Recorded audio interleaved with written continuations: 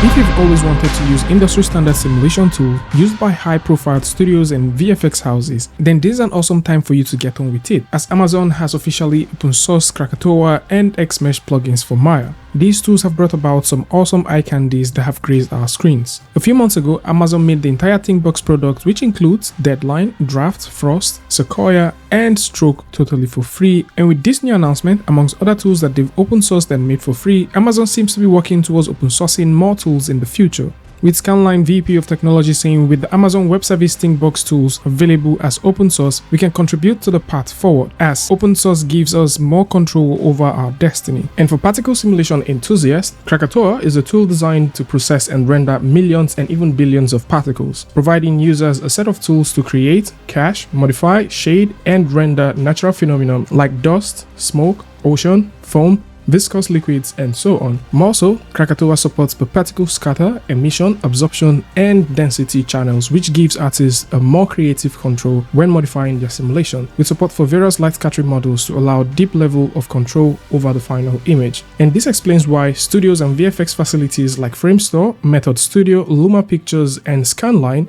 have used this tool in various motion pictures, and some of the notable ones includes the Game of Thrones, the Batman, Stranger Things, and Aquaman, just to mention a few. And while Krakatoa has made a name for itself, little is said about the Xmesh. Xmesh from Amazon is a geometry caching system available as part of the ThinkBox set of tools, which is now available as open source. This is a smart compressing and caching tool that saves animated scene geometries in a compressed format, yielding smaller files for faster loading, manipulation, and sharing. Currently, these plugins are available for Maya as open source, and hopefully in the coming future, we might be getting a version for 3D Studio Max also as open source, and probably a modified version that can be used for Blender. So, for those who are interested in getting any of the ThinkBox set of tools, or probably you'd like to get the Krakatoa or the Xmesh, right now you can go over to the GitHub where you can grab them and start working with them.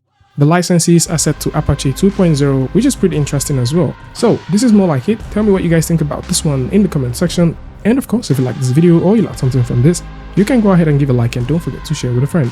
And I'll see you guys in the next one. Peace.